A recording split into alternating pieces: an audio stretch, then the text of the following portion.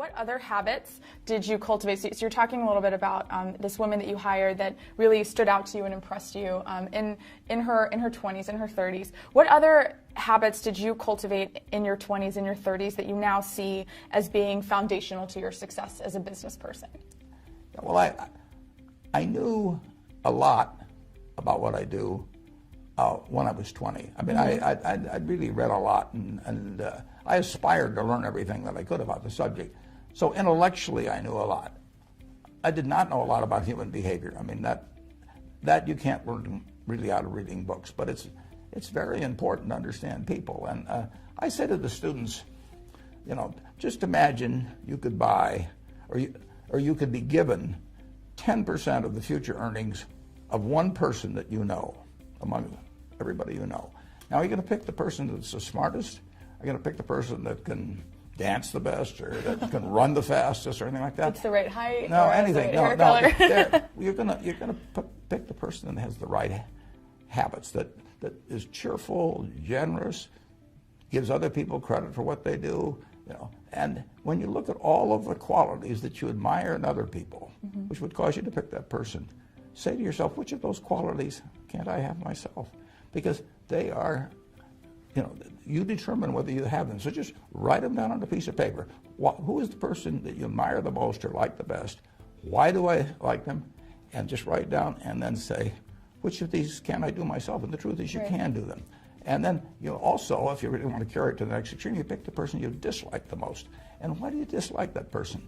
You know, and you know, they're never fair about things, basically. They always claim more credit than they're due and everything. And write down those qualities and say, if you dislike that in some other person, why in the world would you want to have those yourself? So you just get rid of those. And it's a pretty simple thing to do.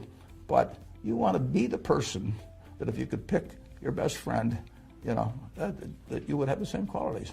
Wow, that's really, and I think that's a new approach to this concept of professional development that I'm sure our members are really enjoying right now. One question: you can't change your IQ. You can't change how high you can jump or all of those things. But if you look around the world at the people that succeed and the people that other people want to work with, the natural leaders, it isn't because they have the highest IQ or they can kick a football the furthest or anything like that. They're people that you want to work with. I mean, I've got a wonderful friend named Tom Murphy. I know I would do anything for him. You know, he's never going to ask me to do it, but I mean, I want to. But I want to do it. I mean, I want to do it. I mean, he's done so many things for me, and you know, he doesn't have to pay me to do it or anything of the sort. That's what you want to. You want to look for that, and you want to be that. Who is one person who you have met recently who's really impressed you, and what about them really stuck out to you? Well, it's interesting. I'm going to meet Chelsea Clinton in about a week, and I'll bet I would give that. I'll bet after I meet her, I give you that answer. Chelsea. Yeah, I'll predict that. Yeah, yeah. No, that's a good question. Obviously, I've hired now these 3 people in the office, and they must have really impressed me. Because we don't hire very many people. No, right. No. And one fun question that's come from Twitter is, if you could pick one person, you know, living or not, to have dinner with, you know, tomorrow, who would you choose and why? Well, it'd be my dad and my wife. Yeah. That's great. What are you currently reading? What's on your book stand right now? Well, my book stand has about 100 books piled up. I love to read. I don't read as fast as I used to, but I've always loved to read, and I like to read biographies. I just read the book, The Patriarch, about Joe Kennedy, for example. I love reading biographies. If you get one message from our talk today, read Katharine Graham's personal history. It's a remarkable story. It's about a woman who lived an incredibly interesting life in all these positions. I mean, she was seeing the world, a very interesting world from the most interesting perch. And the amazing thing about it, it's totally honest. It's a totally honest book.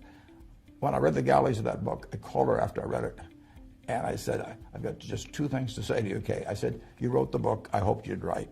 And then I said, I'm never going to try and write a book because yours is too honest. I said, in my book, I want to look like Arnold Schwarzenegger. And, you know, I am not capable of writing an honest book. So you set a standard I can't meet. That's great. Speaking of habits and speaking of games like bridge, what other daily habits do you have, and which ones do you find to be the most rewarding? Well, I am really a creature of habit, but I read at least 5 hours, probably 6 hours a day, and wow. I just like to read. Now, a lot of it ties in with the business I do, but I enjoy it. I wouldn't be doing it otherwise. I mean, if I'd rather be out on a yacht or out playing golf all the time, I'd do that. But I just love getting more information, and I like building Berkshire. It is my canvas. So I spend a lot of time doing that. I play some bridge.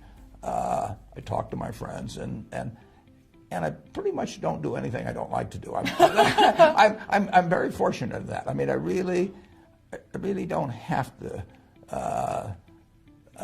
do almost anything. I mean, right. I would not like to be president of certain organizations because there's so many obligatory duties, lots of speeches or something of that sort. And I am pretty much in command of my own time, and you can say, well, it's kind of a crazy way to spend it, but I have a lot of fun doing it.